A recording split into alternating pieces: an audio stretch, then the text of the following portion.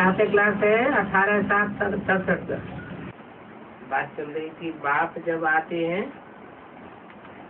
तो आकर के सच्ची कथा सुनाते हैं, है ना। बाप के आने से पहले झूठी कथाएं सुनाई जाती है। और कथाओं में मुख्य कथा कौन सी सुनाई जाती है? घर घर में सत्यनारायण की कथा सुनाई जाती है। वो सत्यनारायण की कथा झूठी क्यों बताई दी?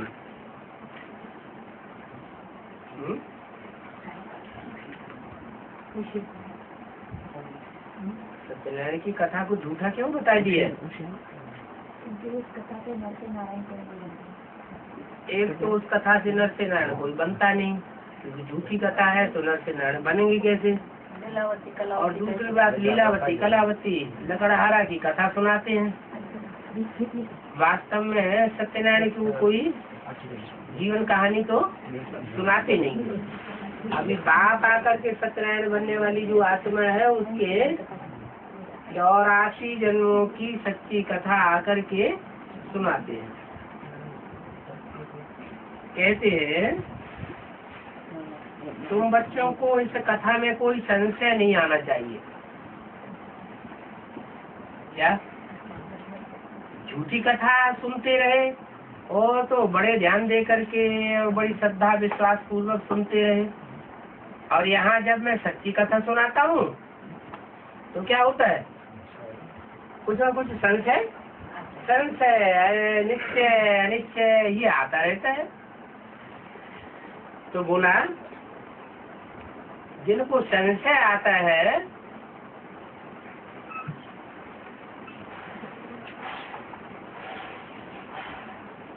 जिनको संशय आता है वो फिर आते नहीं है। संशय आना शुरू हुआ और फिर संशय की निशानी क्या होगी? संशय आते आते माया उनको पूरा ही उड़ा ले जाती है। प्रदर्शनी में कितने ढेरों आते हैं। प्रदर्शनी में ढेरों क्यों आते हैं?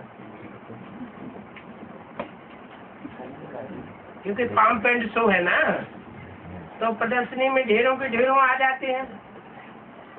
बाप कहते हैं अभी बड़े बड़े दुकान निकालो। क्या बड़े बड़े दुकान क्यों निकालो? नहीं, छोटी दुकान देख करके लोगों को आकर्षण नहीं होता है। बड़ी दुकान देखेंगे तो बहुत आएंगे। और तुम्हारा तो है सच्चा दुकान, चाहे छोटा निकालो चाहे बड़ा निकालो, तुम्हारी तो सच्ची दुकान है ज्ञान रत्नों की। सही एक तुम्हारा सच्चा दुकान है, क्योंकि असली ज्ञान रत्न तो तुम्हारी दुकान पर मिलते हैं।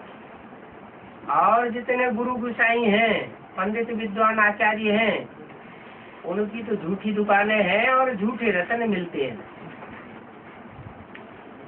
तुम बच्चे सच्चा दुकान खोलते हो तो बड़े बड़े दुकान खोलो। बड़े बड़े सन्यासियों को भी बड़े बड़े दुकान होते हैं ना,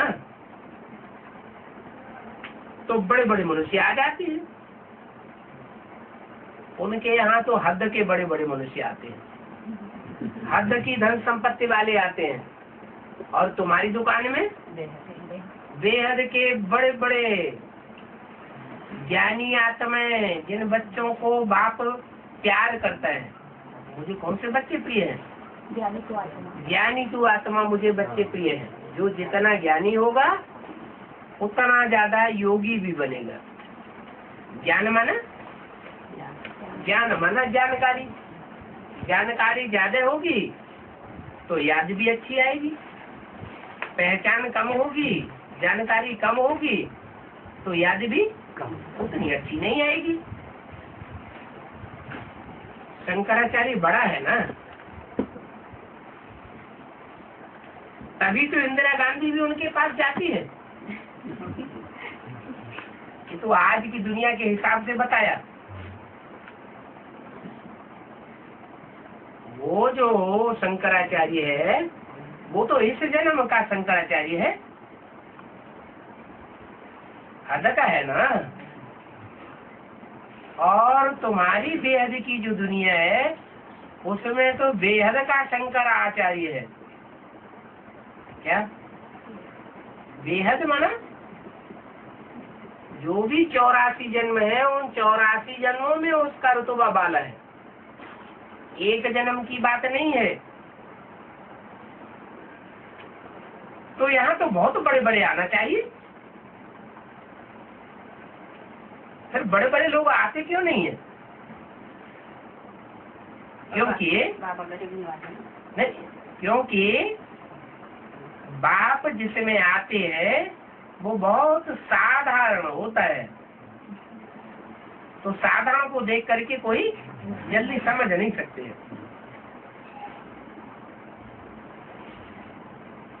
लोग देखते भी है कि शंकराचार्य शिव बाबा का पुजारी है। ये भी जानते हैं कि शंकराचार्य किसकी पूजा करता है? शिव बाबा की पूजा करता है। तुमने प्रैक्टिकल में देखा भी है कि कैसे पूजा करते हैं, कैसे करते हैं, है?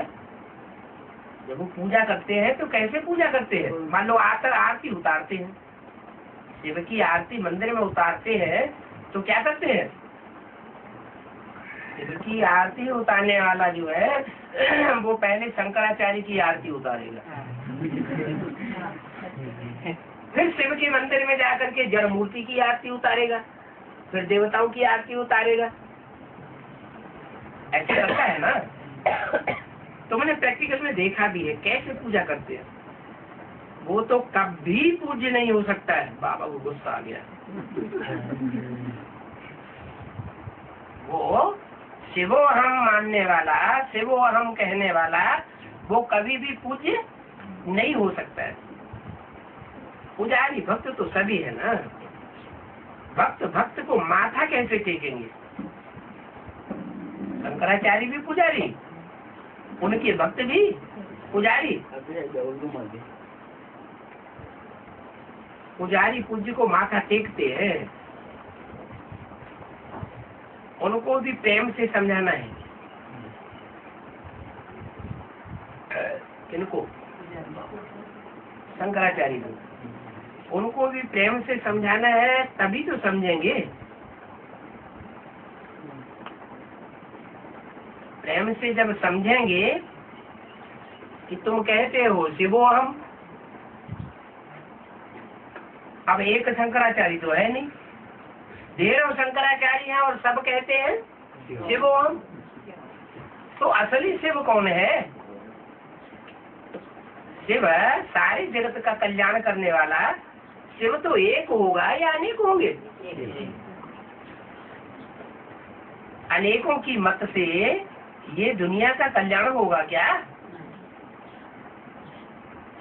लेकिन प्यार से समझावेंगे तो समझेंगे, फिर अंदर में उनको खावेगा कि हम अपने को जगत गुरु शंकराचार्य कहते हैं और सारे जगत का तो हम कल्याण कर नहीं पा रहे हैं, तो दिल में खावेगा। परंतु फिर कर क्या सकते हैं? भले उनके दिल में खावेगा, परंतु कर क्या सकते हैं? सारा मान, सारी बादशाही उनकी चट हो जावे अगर तुम्हारी बात मान जावे। अगर इस बात को मान जावे कि हम शिव नहीं है, हम भगवान नहीं है, भगवान के रूप नहीं है, हमारी आत्मा तो परमात्मा का रूप नहीं है, तो अभी तक जो उनको मान मर्तबा मिल रहा था वो सारा मिट्टी में मिल जाएगा। ये शंकराचार्य आज तो जैसे भारत के महाराजाएं बने बैठे हैं।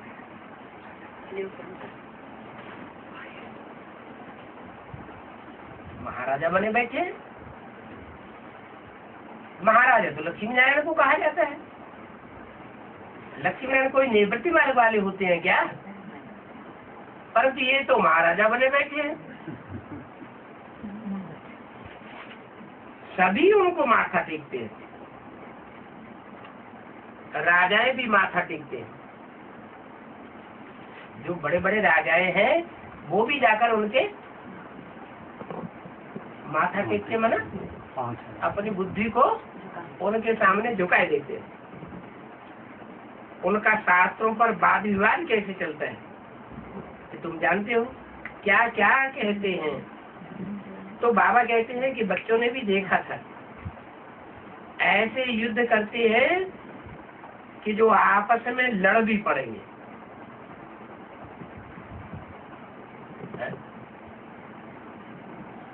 जो शंकराचार्यों की बात बताई, विद्वान पंडित आचार्यों की बात बताई, और वो आपस में वाद विवाद करते हैं तो लड़ पड़ते हैं।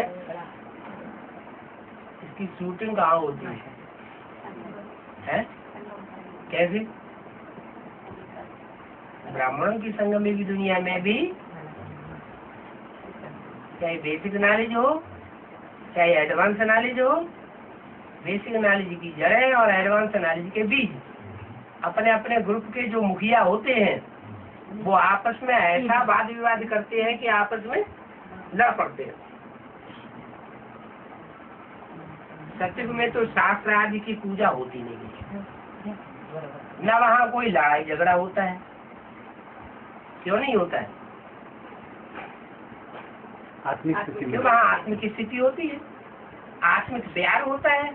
और यहाँ चाहे बाहर की दुनिया हो, चाहे ब्राह्मणों की बेसिक की दुनिया हो, चाहे एडवांस पार्टी के बीज रूप आत्माओं की दुनिया हो, वो आपस में क्यों लड़ पड़ते हैं? क्यों गुरु में देहाभिमान है। आत्मा अभिमानी अगर बने तो लड़ाई झगड़े आदि की बात आती ही नहीं। भक्ति मार्ग की सामग्री बिल्कुल अलग है। माना ज्ञान समझाते समझाते अगर कोई से लड़ पड़े तो भक्ति मार्ग वाले हैं, ज्ञान मार्ग वाले हैं? कौन से मार्ग वाले हैं? भक्ति मार्ग वाले कहेंगे। भक्ति कहाँ से आती है? भक्ति रावण से आती है। ज्ञान ज्ञान एक राम से आता है। रावण को 10 सिर और राम को 1 सिर दिखाया जाता है। तो एक मत पर जो चलते हैं उनकी आत्मा आत्माभिमानी स्टेज धारण करती है, और अनेकों की मत पर चलते हैं अथवा अपनी मनमत चलाते हैं तो उनकी आत्मा देह अभिमानी बन पड़ती है। देह अभिमानी बन पड़ते हैं तो आपस में लड़ने झगड़ने लग पड़ते हैं। देखो भक्ति मार्ग की सामग्री बिल्कुल अलग है। ऐसे नहीं कहेंगे कि भक्ति तो शुरू से ही चली आई है।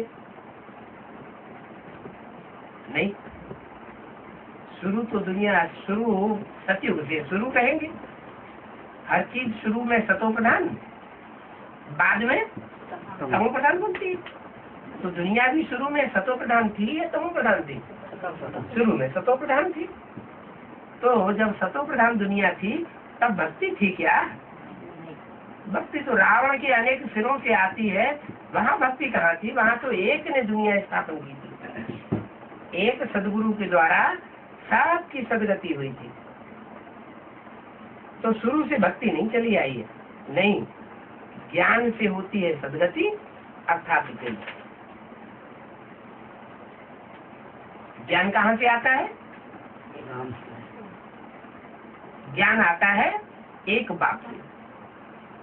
ऐसे दुनिया में अनेकों धर्म पिता हैं, लेकिन उन धर्म पिताओं में भी जो सबसे पहले इस सृष्टि पर आता है और नई सृष्टि बनाता है सतो प्रधान, उस एक बाप से ही ज्ञान आता है।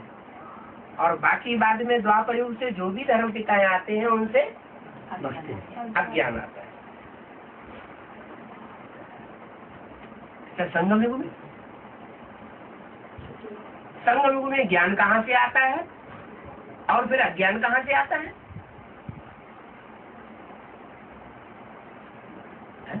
ज्ञान एक बात से आता है और अज्ञान यदि आज में हिस्ट्री में चले जाओ, एक बाप जिस समय ब्रह्मा के साक्षात्कारों का क्लैरिफिकेशन देता है, माने ज्ञान का बीज बोता है, तो वहां से ज्ञान आता है। फिर यज्ञ के आदि में ज्ञान की स्थापना हुई, ज्ञान का बीज तो पड़ा। ज्ञान के बीज की स्थापना हुई, फिर स्थापना के साथ साथ विनाश कैसे हो गया? क्योंकि दूसरे दूसरे धर्म की आत्माएं भी यज्ञ में घुस पड़ी। तो यज्ञ की आदि में भी मारा मारी लड़ाई झगड़ा हो गया। सूर्यवंशी आत्माएं अलग हो गई और बाकी कौन कौन रह गए? चंद्रवंशी, इस्लामी, बौद्ध, क्रिश्चियन सब रह गए। तो ज्ञान हुआ या वहां से अज्ञान हुआ? कैसे? एक मत कहाँ से आई? किसने एक मत दी? उस एक मत से कैसे अद्वैत मत के द्वारा अद्वैत दुनिया बनती है, तो किसी की बुद्धि में बैठा ही नहीं। जब एक बुद्धि में बैठा ही नहीं, और मुखिया कौन बन करके बैठ गया? कौन? ब्रह्मा। जैसे रावण होता है ना, तो रावण के 10 सिर होते हैं, 10 अपनी अपनी मत चलाते हैं, और उनके ऊपर कौन बैठा है? गधा बैठा हुआ है। तो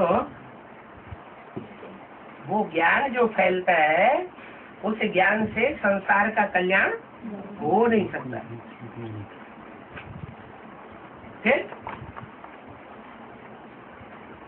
उनको गधा क्यों कहा? देहाभिमानी था। ऐसे कैसे कह सकते हैं? अगर देहाभिमानी था, उसमें परमात्मा से अपने मुरली नहीं चलाई क्या?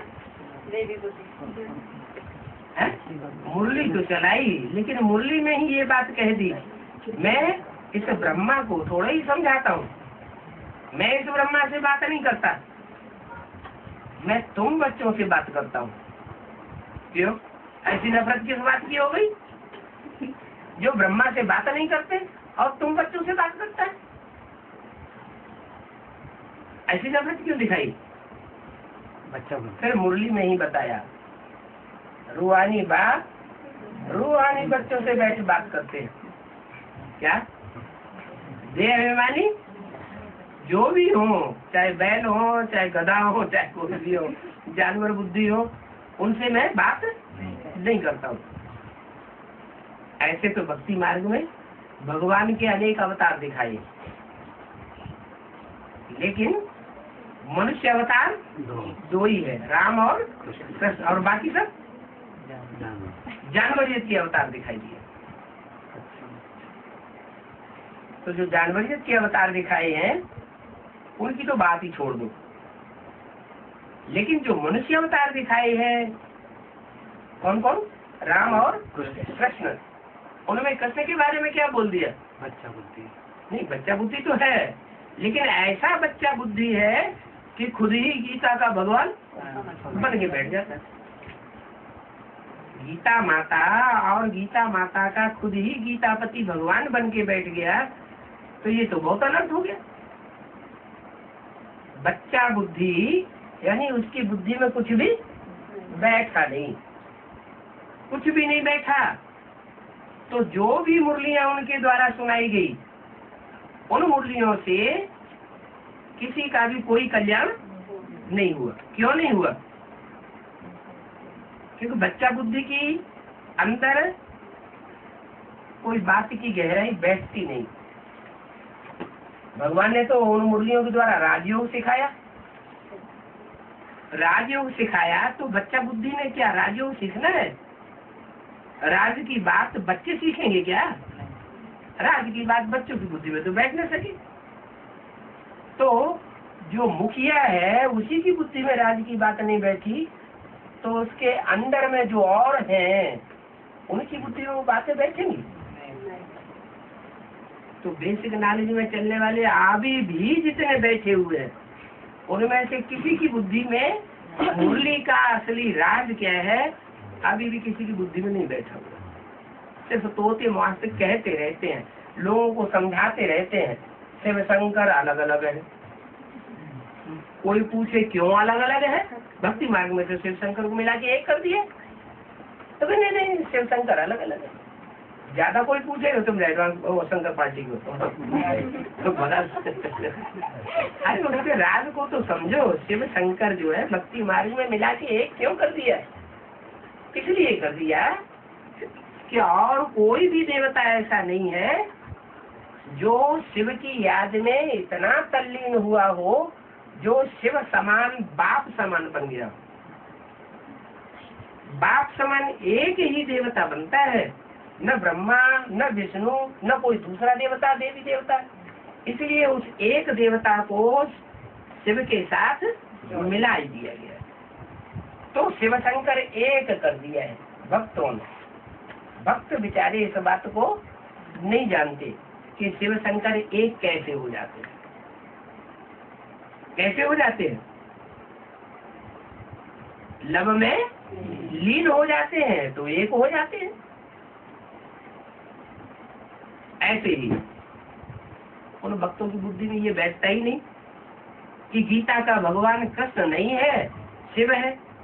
अभी भी गाते रहते हैं क्या गीता का भगवान कृष्ण नहीं है, गीता का भगवान शिव है।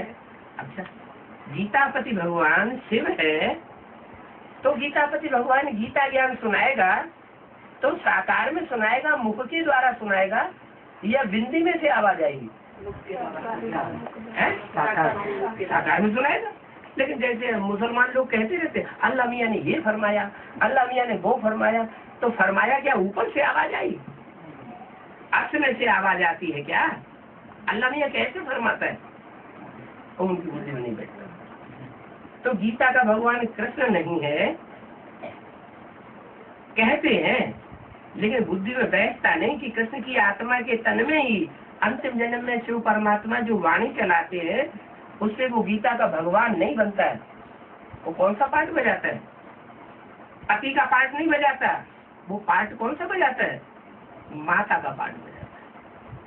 क्या उसके मुख से क्या निकला? गीता माता निकली।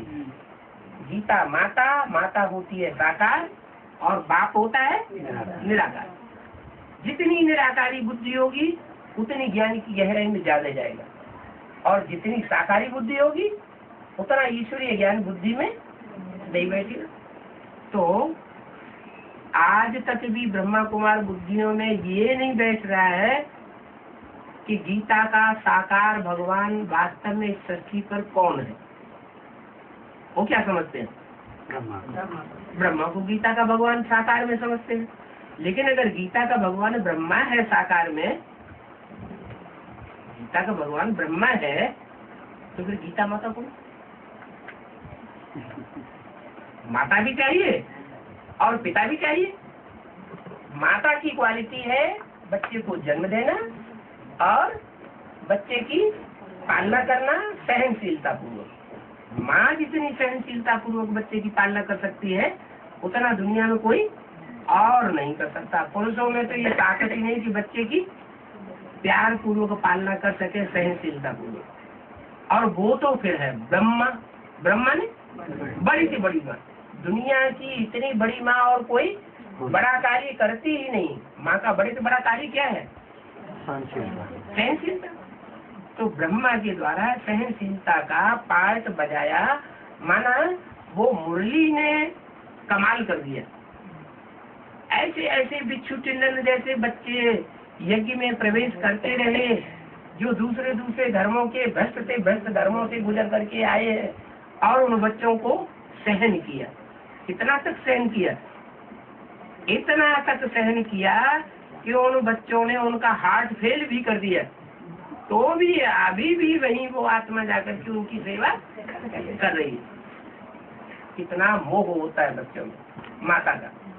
बच्चा चाहे जैसा लुच्चा लुफंगा कोढ़ी अंधा लूला चोर डकैत क्यों न हो, फिर भी माँ उसको अपने गोद में रखना चाहती है, अपने से दूर नहीं करना चाहती। तो ऐसा माँ का पार्ट बजाए। लेकिन भगवान कभी माता के रूप में नहीं आता है। क्या धरणी जो है, धरणी माता है, वो माता दिव्य गुणों की खान होती है। माताओं में गुण होते हैं, सबसे बड़ा गुण होता है पवित्रता को धारण करने का। जिसमें प्योरिटी होती है वो उतना ही जास्ती सहन करने का मादा होता है। सहन शक्ति जो है सब गुणों का राजा है। तो धारणा में तो धरणी माता आगे है। आजकल के सन्यासी भी बड़े बड़े कोई ऐसे हैं जो अच्छे अच्छे ब्रह्मा कुमार कुमारियों से ज्यादा उनमें धारणा देखी जाती है। लेकिन धारणा कितनी भी हो जाए, आज की दुनिया में कोई भी धारणावान देवता नहीं हो सकता। इस पतित दुनिया में सब पतित है और पावन दुनिया में सब पावन होंगे। तो ऐसे धारणावान देवता बनाना ये परमपिता परमात्मा का ही काम है। और वो परमपिता परमात्मा इस सृष्टि पर जब आता है तो ज्ञान देने के लिए कोई पुरुष तन में प्रवेश करता है। तो ब्रह्मा का तन पुरुष नहीं था क्या? ब्रह्मा का तन पुरुष तो था लेकिन टेम्परेरी जैसा था। और जिसमें ज्ञान सुनाने के लिए उसने प्रवेश किया वो मुकर्रर रथ। आदि में भी मुकर्रर, मध्य में भी मुकर्रर और अंत में भी मुकर्रर रथ।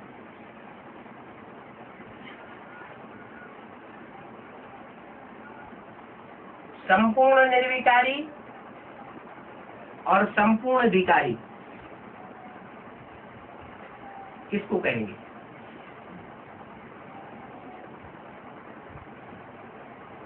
संपूर्ण निर्विकारी है परमपिता परमात्मा शिव।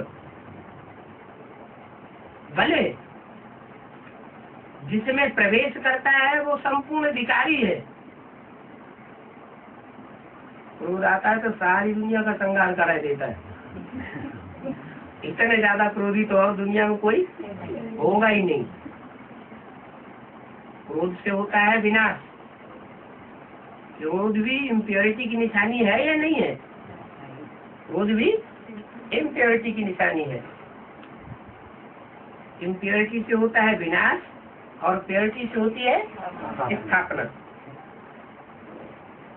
तो जो उसमें प्रवेश करने वाला है वो है संपूर्ण निर्विकारी और जिसमें प्रवेश करता है वो है संपूर्ण पतित संपूर्ण विकारी।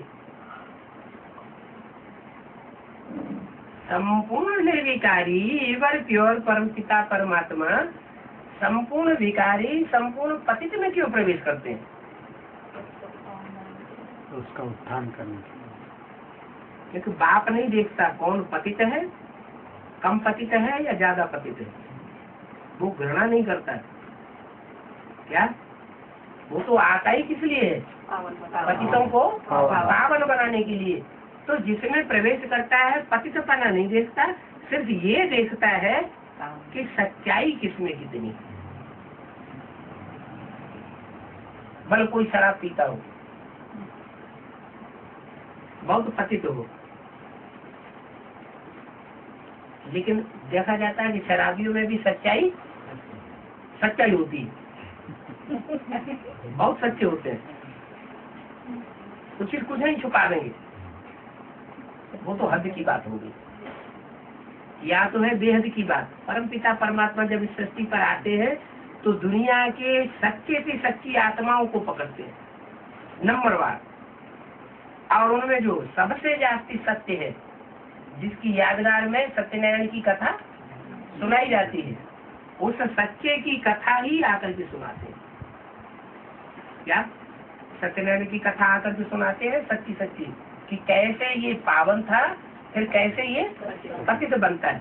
और पतित बनता है तो सुप्रीम सोल शिव उसमें क्यों प्रवेश करता है? अच्छे सन्यासियों में क्यों नहीं प्रवेश करता? क्योंकि अच्छे सन्यासी झूठे होते हैं। जब भगवान कहीं नहीं मिला तो अपने को भगवान समझ करके बैठ गए और दुनिया से अपनी पूजा लेने लगते हैं। तो क्या वो अंदर से समझते हैं कि वास्तव में वो भगवान है, सारी सृष्टि को उद्धार करने वाले हैं? अंदर से तो समझते नहीं, लेकिन दुनिया को दिखावा ऐसे करते हैं जैसे हम भगवान हैं। तो परमपिता परमात्मा झूठे से कभी खुश नहीं होता। वो दुनिया के सच्ची से सच्ची आत्माओं को पकड़ता है।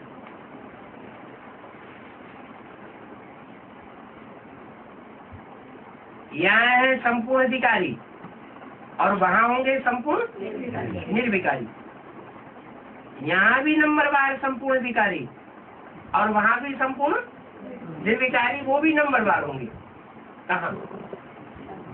सतयुग में, वहाँ माना सतयुग में, नई दुनिया में संपूर्ण निर्विकारी होंगे लेकिन नंबरवार होंगे। कैसे नंबरवार? जो अव्वल नंबर संपूर्ण निर्विकारी होगा वो परम धाम से पहले पहले इस शक्ति पर उतरेगा, और फिर जो नंबरवार होंगे वो उतनी देर बाद इस शक्ति पर उतरेंगे। तुम विश्व के मालिक थे। दुनिया में छोटे राजाएं हुए हैं, बड़े बड़े राजाएं हुए हैं, लेकिन ऐसा कोई राजा नहीं हुआ जो सारे विश्व के ऊपर कंट्रोल करने वाला हो। पुरुषार्थ तो बहुतों ने किया, हिटलर ने, नेपोलियन ने, मुसोलिनी ने क्या पुरुषार्थ किया कि हम सारे विश्व के ऊपर कंट्रोल करें, लेकिन रास्ता गलत पकड़ा। भगवान आकर के सही रास्ता बताते हैं। क्या सही रास्ता बताते हैं? हिंसा करने से दूसरों के दिलों के ऊपर जीत नहीं पाई जा सकती। अहिंसक बन करके सारी दुनिया के ऊपर जीत आ सकते हो तो तुम विश्व के मालिक बनते हो। कौन से बल से? योग बल से तुम विश्व के मालिक बनते हो। बाहुबल से वो विश्व के मालिक बन नहीं सकते। बाहुबल से तो हिंसा होती है और योग बल से हिंसा की कोई बात ही नहीं। मनुष्यों को तो ये भी पता नहीं है क्या कि ये लक्ष्मी नारायण विश्व के मालिक थे।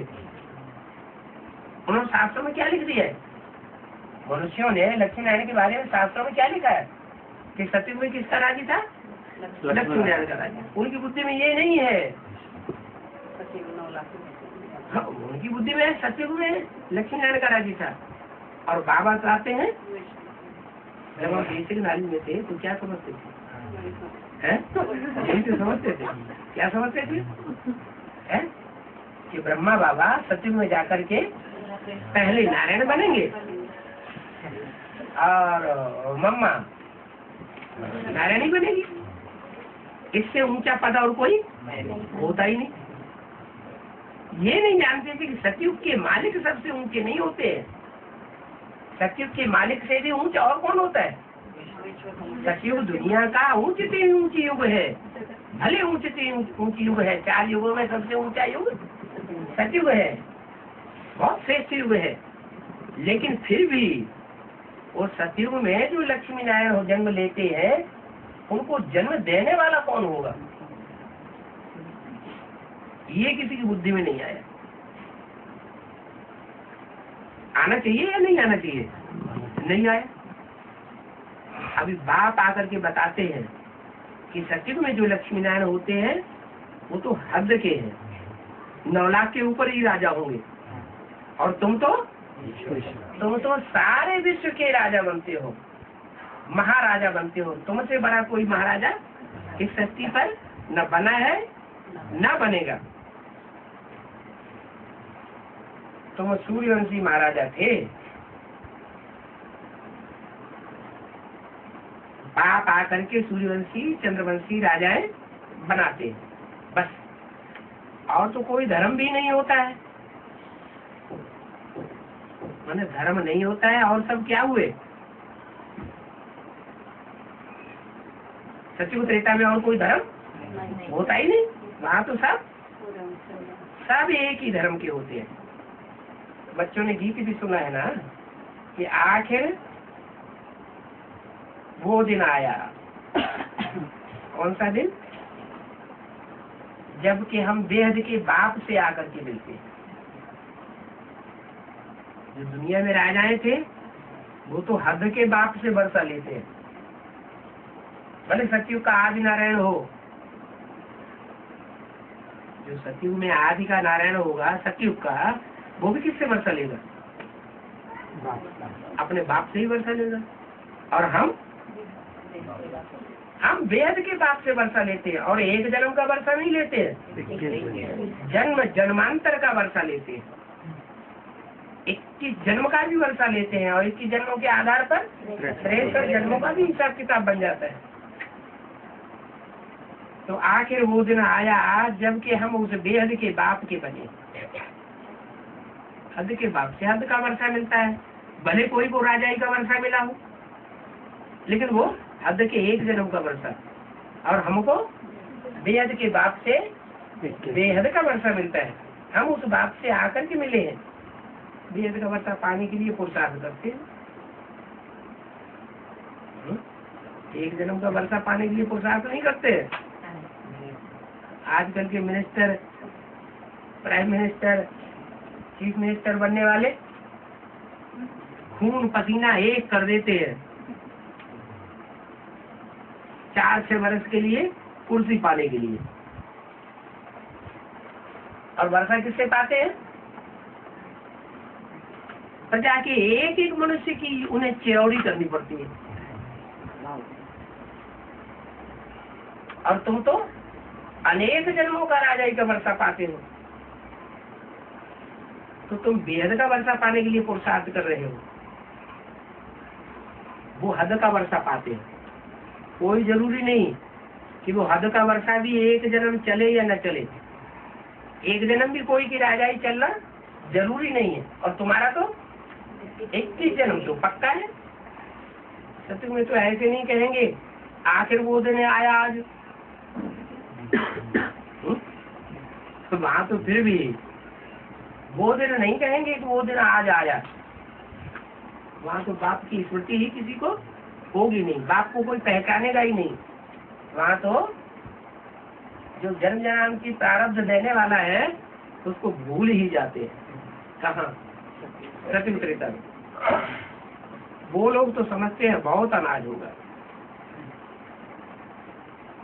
यह होगा, समझते हैं कि स्वर्ग की स्थापना हम कर रहे हैं। गांधी जी ने हमारे अंदर बीज डाला कि राम राज्य की स्थापना हो, तो गांधी जी तो बेचारे शरीर छोड़ के चले गए। फिर उनके फॉलोअर्स क्या समझते हैं कि हम राम राज्य स्थापन कर रहे हैं, बड़ी बड़ी प्लानिंग बनाते रहते हैं। अच्छा, उनकी बात छोड़ दो, ब्राह्मणों की दुनिया में बेसिक नॉलेज वालों को पकड़ो, वो भी क्या समझते हैं कि जो बेहद के गांधी जी थे ब्रह्मा, वो तो शरीर छोड़ के चले गए। अब इस दुनिया को स्वर्ग कौन बनाएंगे? हम बनाएंगे। अब त्रिमूर्ति शिव बनने का हमारा नंबर है। ऊपर शिव का चित्र और नीचे 3 दादियों के चित्र बनाए देंगे, हो गई त्रिमूर्ति शिव।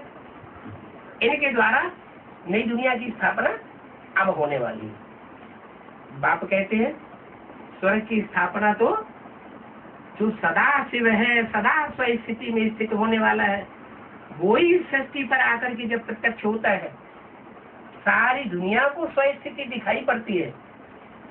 उस अव्यक्त स्टेज के द्वारा ही नई दुनिया बनती है। बाकी कोई देह अभिमानी असुर नई दुनिया बना ही नहीं सकते। गांधी स्वर्ग की स्थापना करते थे, परंतु अभी हुआ क्या?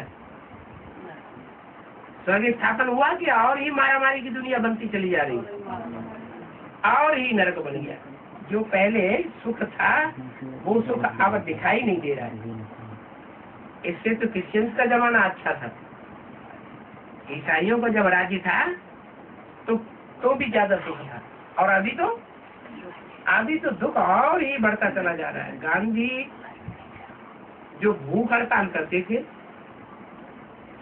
पिकेटिंग करते थे, पत्थर मारना आदि सिखा करके गए हैं, वो ही सब अभी करते रहते हैं।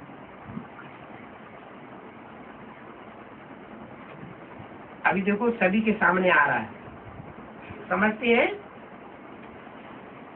कि स्टूडेंट्स का न्यू ब्लड है क्या?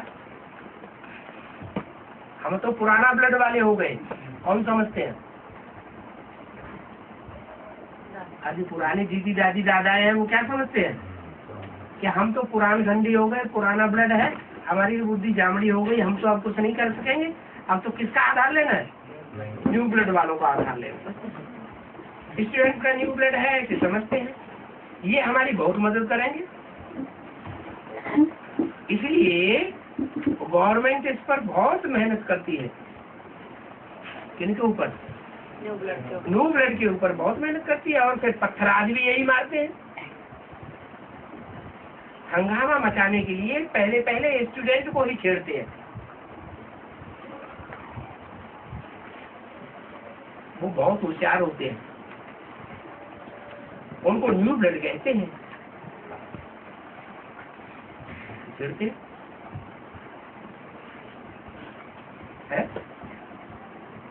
वो तो हद की दुनिया की बात हो रही है जो बाबा मुरली में बोल रहे हैं ब्रह्मा बाबा के द्वारा। लेकिन बेहद का अर्थ क्या है? बेहद का अर्थ ये है कि ब्रह्मा बाबा बूढ़े जब तक जीवित रहे मुरली चलती रही।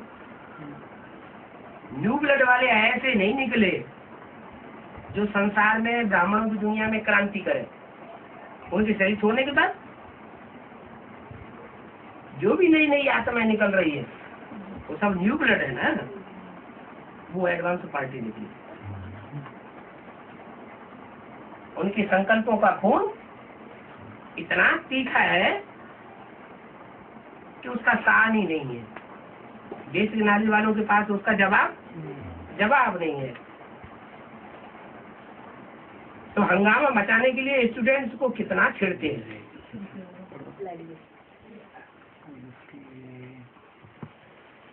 वो स्टूडेंट्स बहुत होशियार होते हैं, उनको न्यू ब्लड कहते हैं। अभी इस दुनिया में तो न्यू ब्लड की बात ही नहीं है। न्यू ब्लड तो तुम्हारा है। कैसे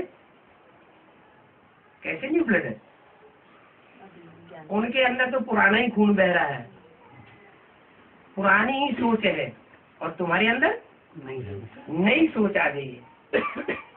वो तो है ब्लड कनेक्शन। उनके अंदर जो खून है वो स्थूल ब्लड कनेक्शन का है, और तुम्हारे अंदर कौन सा ब्लड है? संकल्पों का। ब्रह्मा के संकल्पों से सृष्टि रची गई। तो संकल्प रूपी खून से तुम नई दुनिया की रचना भी करते हो, और संकल्पों रूपी खून से ही पुरानी दुनिया का, पुराना संसार का, पुराने धर्मों का, पुरानी सोच का विनाश भी करा देते हो। तुम्हारा है रूहानी कनेक्शन। तुम रूहानी ब्लड वाले, न्यू ब्लड वाले हो। कहते हैं बाबा मैं 2 मास का 4 साल का बच्चा हूँ। एडवांस में कोई 2 मास से आए, कोई 4 साल से आए। कई बच्चे तो रूहानी बर्थडे भी मनाते हैं। न्यू ब्लड होगा तो उसकी बुद्धि में क्या आना चाहिए? न्यू ब्लड का स्टूडेंट होगा तो उसकी बुद्धि में क्या आना चाहिए? कौन सा बर्थडे मनाए? हद का बर्थडे मनाए या बेहद का रूहानी बर्थडे मनाए? कई बच्चे रूहानी बर्थडे भी मनाते हैं। ईश्वरीय बर्थडे ही मनाना चाहिए। अपना अपना बर्थडे नहीं मनाना चाहिए। कौन सा बर्थडे मनाना चाहिए? ईश्वरीय बर्थडे मनाना चाहिए। वो जिस्मानी बर्थडे को अब कैंसिल कर देना चाहिए। वो तो कैंसिल हुआ ही, लेकिन हम अपना अपना रूहानी बर्थडे मनाए। वो जन्मदिन कोई काम का नहीं है। क्यों? क्योंकि जयंती तो किसी की होती नहीं। अंतिम जय जयकार तो किसी की हो ही नहीं है। वास्तव में अंतिम जो जय जयकार होती है, जिससे विजय माला बनती है और सारे विश्व की बादशाही मिलती है, वो तो एक बाप आता है तब उसकी शिव जयंती असली मनाई जाती है। तो जिस्मानी बर्थडे अपना अपना कैंसिल कर देना चाहिए। हम तो ब्राह्मणों को ही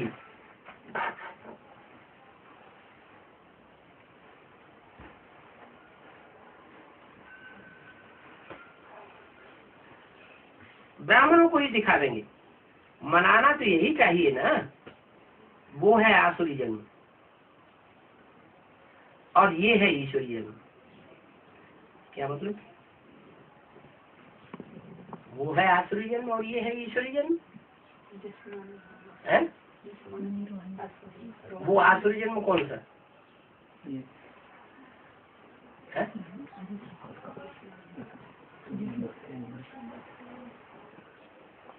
वहाँ ब्राह्मणों की दुनिया में जन्म ले रहे हैं कि नहीं ले रहे हैं? ब्राह्मण बन रहे हैं ना, तो आसुरी ब्राह्मण बन रहे हैं या ईश्वरी जन्म ले रहे हैं? वहाँ ईश्वर है ही नहीं, तो ईश्वरी जन्म कैसे होगा? वो अगर ज्ञान भी लेते हैं तो किससे ज्ञान लेते हैं? मनुष्य गुरुओं से ज्ञान लेते हैं। और मनुष्य गुरुओं के अलावा वहाँ ईश्वर का किसी को, मनुष्य गुरुओं को भी ज्ञान तो है ही नहीं, तो उनका है आसुरी जन्म और तुम्हारा है ईश्वरी जन्म। रात दिन का फर्क है उनके ज्ञान में और तुम्हारे ज्ञान में, रात दिन का फर्क है। तुम दिन कर देते हो और वो रात कर देते। रात मन अज्ञान अंधेरा फैला देते हैं। एक शक्तिमान सीरियल भी तो निकला इस दुनिया में, उसमें भी दो पार्टियां दिखाई जाती है। एक पार्टी कहती है अंधेरा कायम रहेगा, हम उजेला नहीं होने देंगे, हम ज्ञान को नहीं फैलने देंगे।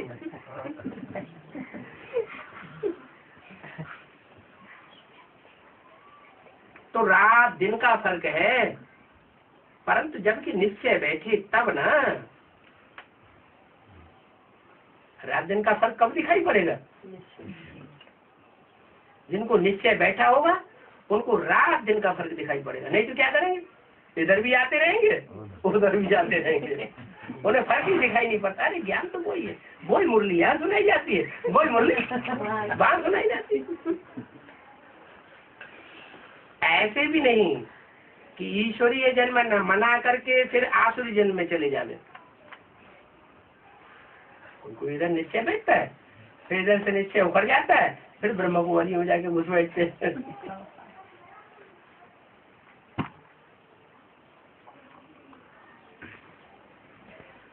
चलो मालिक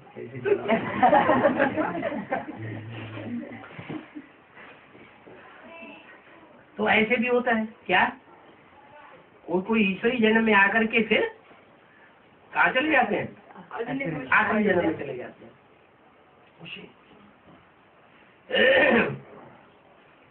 ईश्वरीय जन्म मनाते मनाते फिर रघु चक्कर हो जाते हैं। बहुत करके पुरुष बर्थडे मनाते हैं। क्या कन्या माता बर्थडे नहीं मनाती है? मनाते कौन है? पुरुष बर्थडे मनाते हैं। आजकल तो मैरिज डे भी मनाते हैं। नहीं, आजकल तो जन्मदिन ही नहीं मनाते हैं पुरुष लोग, बर्थडे ही नहीं मनाते। कौन सा जन्म भी मनाते हैं? मैरिज डे भी मनाते हैं। शादी को तो जैसे कि बहुत अच्छा शुभ काम समझते हैं।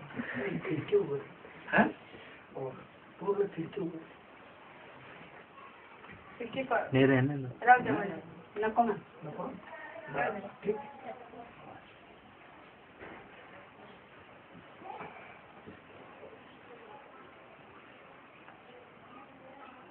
बहुत अच्छा शुभ काम समझते हैं। किसको? दुनिया में चाहे बुजुर्ग हो चुके हो, दुनिया को देखते देखते, लेकिन बहुत बड़ा काम किसको समझेंगे? मैरिज को। बाल बच्चों की मैरिज को समझते बहुत बड़ा काम कर लिया। जहन्नम में जाने का दिन कितना मनाते हैं। बंधन है ना, बाप ऐसी ये सब बातें समझाते रहते हैं। क्या क्या सब बातें समझाते रहते हैं? शादी बर्बादी कि शादी बर्बादी कैसे होती है? शादी बाप किसे कहते हैं? विकार में जाना। ढोल मजीरा बजाने को शादी नहीं कहा जाता है। विकार में जाना माना शादी। अब तुमको तो अपना ईश्वरीय बर्थडे ब्राह्मणों के साथ ही मनाना है। क्या जो भी और ब्राह्मण हैं उनके साथ तुमको ईश्वरीय बर्थडे मनाना है। हम तो शिव बाबा के बच्चे हैं, हम बर्थडे मनाते हैं। तो शिव बाबा की याद जरूर रहेगी। क्यों? क्योंकि हम जानते हैं कि शिव का जन्म अलग नहीं होता। जो शिव का जन्म सो बच्चे का जन्म। बाप बच्चों के साथ बर्थडे मनाती है। ये वंडरफुल बात है। क्या? बच्चों के साथ कि बाप का भी जन्म और बच्चे का भी जन्म साथ साथ होता है। हम शिव बाबा के बच्चे हैं तो बर्थडे मनाते हैं। जो निश्चय बुद्धि है उनको ही जन्मदिन मनाना चाहिए। निश्चय बुद्धि हुए माना जन्मदिन हुआ। निश्चय बुद्धि नहीं है, अनिश्चय बुद्धि हो गए, माना मृत्यु हो गई।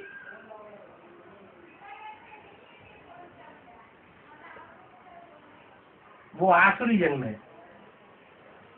वो आसुरी जन्म है जिससे हम भूल जावे। किसको? वो आसुरी जन्म है जिससे हम बाप को भूल जावे। और वो ईश्वरीय जन्म है जिससे हमें बाप याद आ जावे।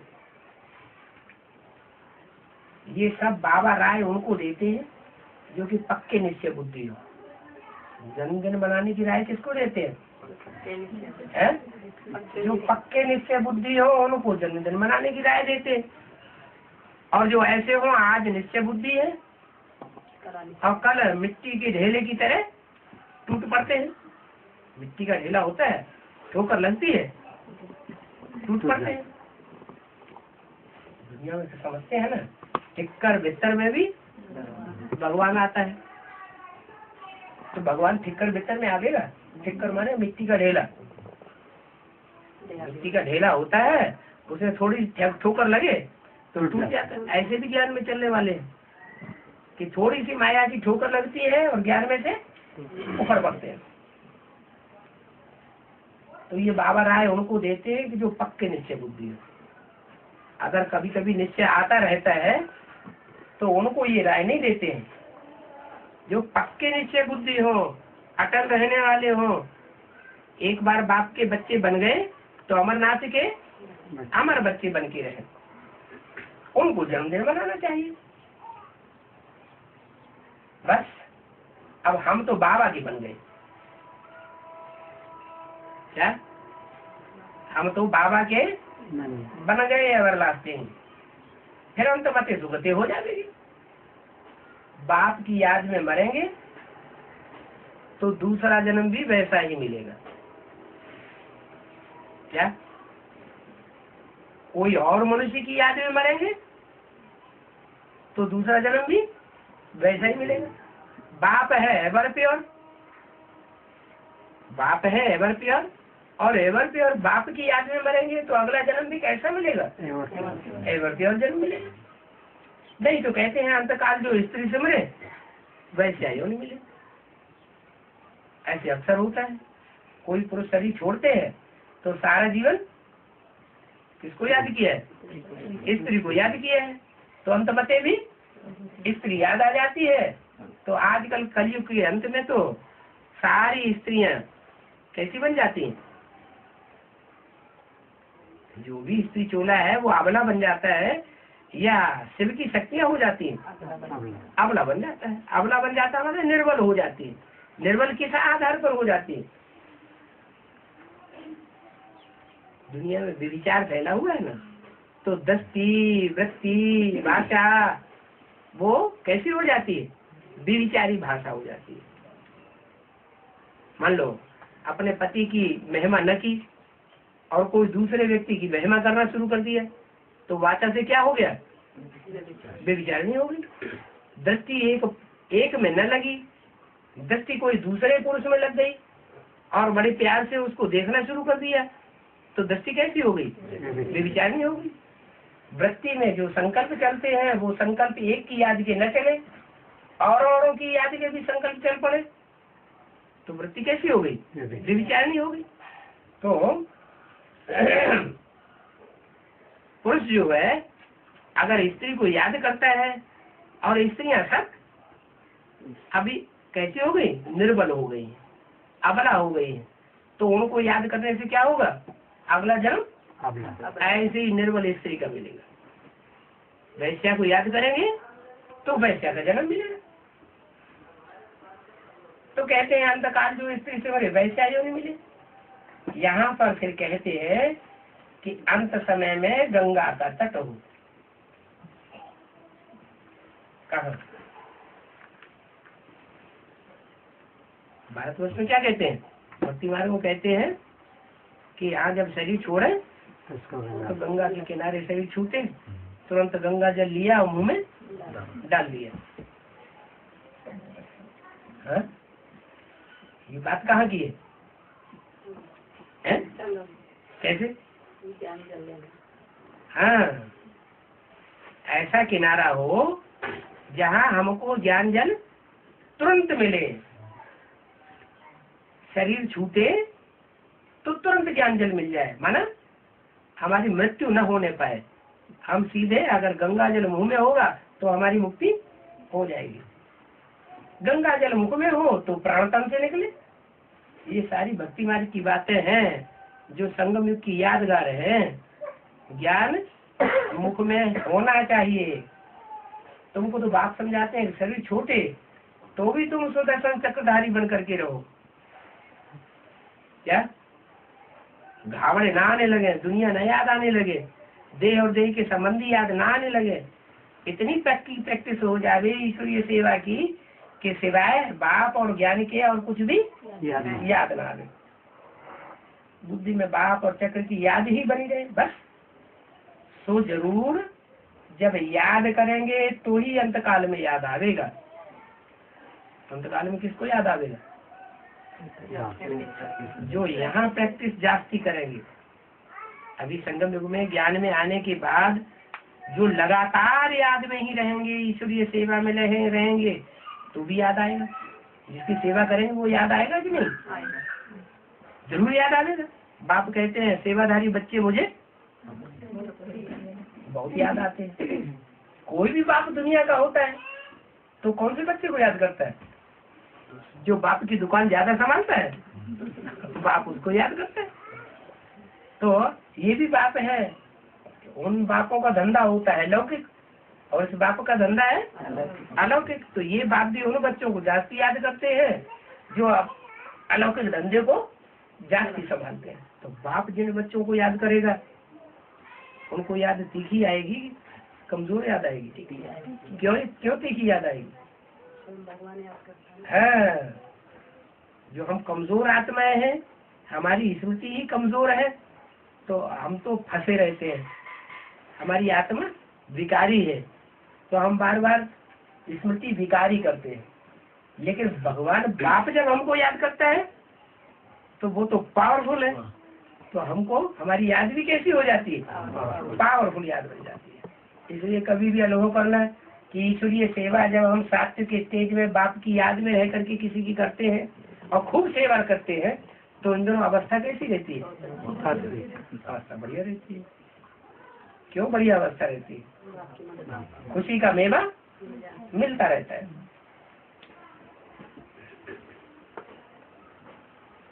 तो जो याद करते रहेंगे उनको अंतकाल में भी याद आएगा।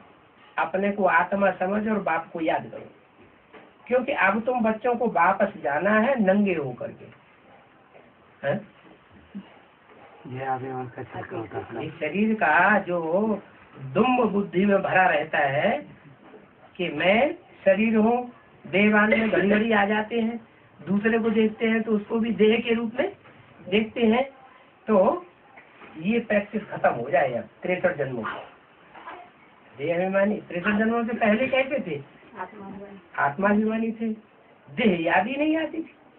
और अब घड़ी घड़ी देह अभिमानी में आ जाते हैं। तो यहाँ पर पार्ट बजाते बजाते तुम तमो प्रधान बन गए। अब तुम्हारी बुद्धि में अच्छी तरह बैठ गया क्या? ना? अब तुम्हारी बुद्धि में अच्छी तरह बैठ गया है कि हम तमो प्रधान क्यों बने? देह अभिमान में रहते रहते हम तमो प्रधान बन गए। देह से सुख भोगे ना, तो जो सुख भोगा जाता है वो याद आता है। याद आता है तो हमको नीचे गिराता है, क्योंकि देह से सुख भोगा ना, अतीन्द्रिय सुख तो नहीं भोगा। 63 जन्मों में किसी ने अतीन्द्रिय सुख भोगा है क्या? नहीं, जानते ही नहीं थे अतीन्द्रिय सुख क्या होता है। अब तुमको सतो प्रधान बनना है।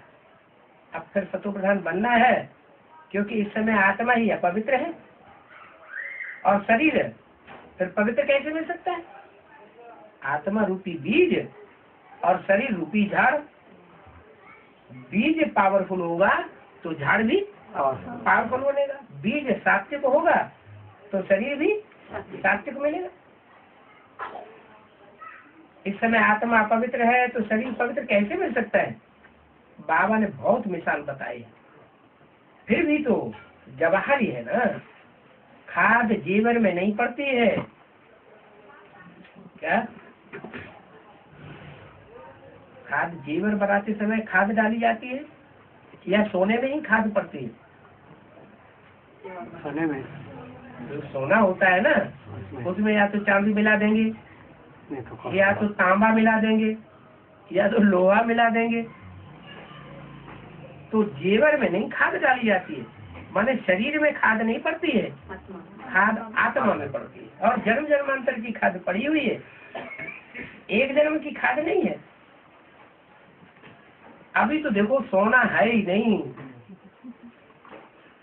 सोना माना हाँ, जो सच्चे सच्चे देवताएं थे सतयुग में, कितने थे? 2 करोड़ आत्माएं। इसमें कितनी आत्माएं थी टोटल? 2 करोड़ सच्ची आत्माएं थी। और अब दुनिया की आबादी 500-700 करोड़ है।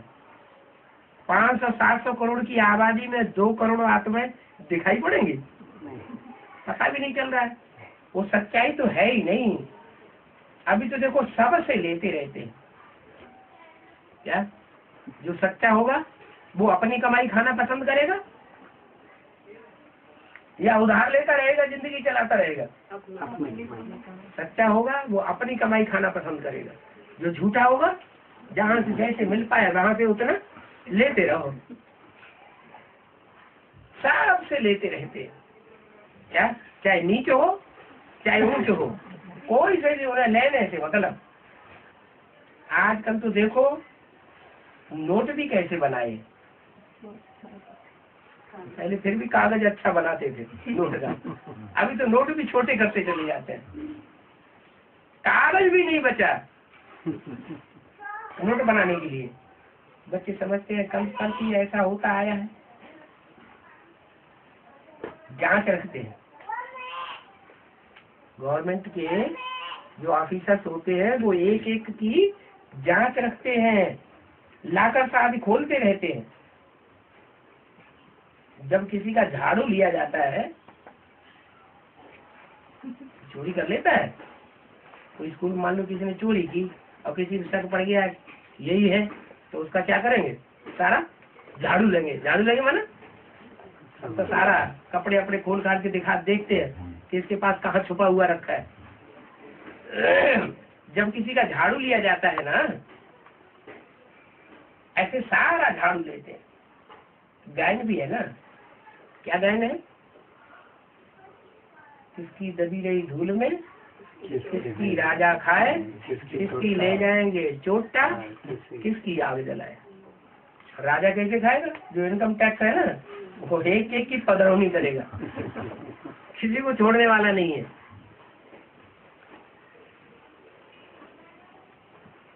आग भी जोर से लगती है।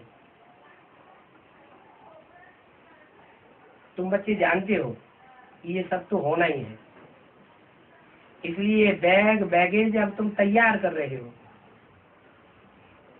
हमारे पास जब कुछ होगा ही नहीं, सब ईश्वरीय सेवा में पहले ही स्वाहा कर दिया होगा, तो हमारा क्या जलाएगा? आग। क्या ले जाएंगे? चोर ले जाएंगे क्या ले जाएंगे? चोर। और क्या राजा खाएगा? और क्या जमीन में दबा रह जाएगा? कुछ भी नहीं। हम तो पहले ही सफल कर चुके हैं। कितने जन्म के लिए? 21 जन्म के लिए पक्का सफल कर चुके। और फिर 21 जन्मों के आधार पर हमें ब्याज भी 63 जन्म मिलता रहेगा। तो तुम बैग और बैगेज अभी तैयार कर रहे हो, और कोई को पता थोड़ा ही है किस बात का? ना उसका सरकार को पता है। इन्होंने अपना सारा बैगेज ट्रांसफर कर दिया है। इनके पास कुछ लाकर आकर खोलो कुछ नहीं मिलेगा। बैंक बैलेंस खोलो कुछ भी मिलेगा नहीं। वो ऐसे ही फालतू ही 5-5 करोड़ का इनकम टैक्स लगाते रहते हैं। कौन? गवर्नमेंट के लोग समझते हैं इनके पास बहुत पैसा है, तो छापा मार देते हैं। छापा मार करके फिर दुनिया भर की झूठी झूठी बात है कि इल्जाम लगा के और कितने करोड़ का इनकम टैक्स लगा दे? 5 करोड़ का। अरे जिसके पास 5 करोड़ होंगे इनकम टैक्स के देने के लिए, उसकी असली संपत्ति कितनी होगी? जिसके ऊपर 5 करोड़ इनकम टैक्स ही लगे तो उसके पास कम से कम संपत्ति कितनी होनी चाहिए? 500 करोड़ 50 करोड़ तो होनी चाहिए। तो बाप कहते हैं तुम तो पहले ही अपना सारा ट्रांसफर कर चुके, तुमसे सरकार क्या ले लेगी? तो तुमको ही फिर वर्षा मिलता है। किसी को पता ही नहीं है कि तुमने सब ट्रांसफर कर दिया है। तुमको 21 जन्मों के लिए वर्षा मिलता है। तुम्हारी पैसों से भारत को स्वर्ग बनाए रहे हैं। क्या पापा क्या बोलते? हम किसी का तन मन धन यूज नहीं करते, हम सरकार से भी नहीं लेते।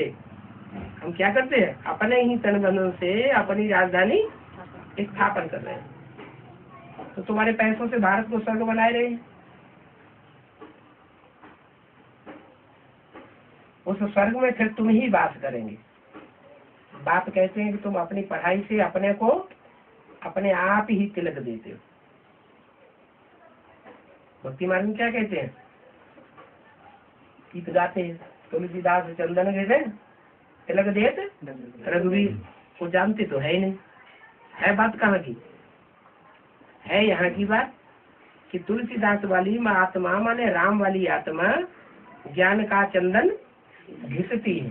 ज्ञान का चंदन घिसना माना मनन चिंतन मंथन करना। जितना ज्यादा मनन चिंतन मंथन करेंगे उतना विश्व की बादशाही का तिलक मिल जाता है। ओम